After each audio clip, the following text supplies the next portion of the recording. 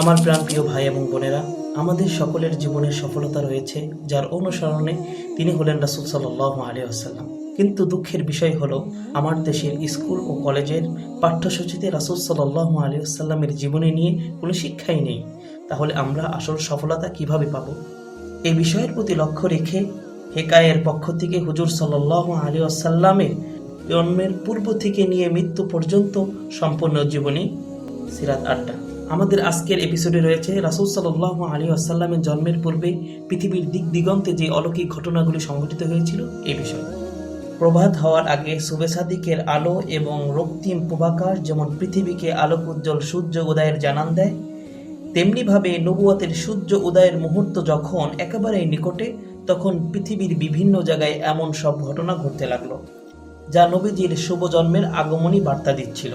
মুহাদ্দিস ও ইতিহাসদের পরিভাষায় সেগুলোকে ইরহাসাত বা অপেক্ষমান নির্দেশন বলা হয়। নবীজি সাল্লাল্লাহু আলাইহি ওয়াসাল্লামের সম্মানিত মা আমিনা থেকে বর্ণিত, নবীজি সাল্লাল্লাহু আলাইহি ওয়াসাল্লাম যখন তার মাতৃ গর্ভে, তখন আমিনাকে স্বপ্নে সুসংবাদ দেওয়া হলো, তোমার গর্ভে যে শিশু রয়েছে সে উম্মায়ের নেতা হবে।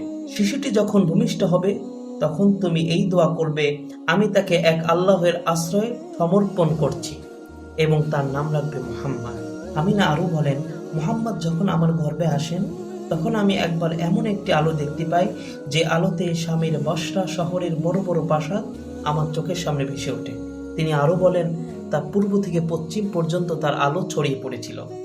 তিনি আরও বলেন, আমি এমন কোনো মহিলাকে দেখিনি যারা গর্ভ অবস্থায় আমার মতো সহজ এবং হালকা অনুভব করছিল, কেননা গর্ভ অবস্থায় মহিলাদের বমি বমি ভাব, মাথা ব্যথা উপসর্গগুলো দেখা দেয়। এইভাবে রাসূল সাল্লাল্লাহু আলাইহি ওয়াসাল্লামের জন্মের পূর্বে যে ঘটনাগুলি ঘটেছিল তার মধ্যে উল্লেখযোগ্য ঘটনা হচ্ছে আবাবিলের ঘটনা, হস্তি বাহিনীর ঘটনা। এমন আরও উল্লেখযোগ্য ঘটনা হচ্ছে রাসূল সাল্লাল্লাহু আলাইহি ওয়াসাল্লামের আগমনের পূর্বে মুশরিকদের সেই হাজার বছরের প্রজ্বলিত আগুন নিভে গিয়েছিল।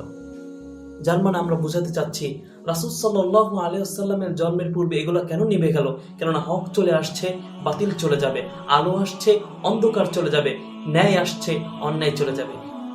এইভাবে আল্লাহ তাআলা তার প্রিয় হাবিব রাসূল সাল্লাল্লাহু আলাইহি ওয়াসাল্লামের আগমনী বার্তা পুরো সৃষ্টি জগৎকে প্রদান করলেন। আপনাদেরকে ধন্যবাদ আমাদের সিরাত আড্ডার আজকের এই এপিসোডের সম্পূর্ণ ভিডিও দেখার জন্য। দেখা হবে পরবর্তী এপিসোডে। সাবস্ক্রাইব নাও এবং আমাদের আজকের এই ভিডিওটি আপনার বন্ধুদের সাথে শেয়ার করে দিন। আল্লাহ হাফেজ।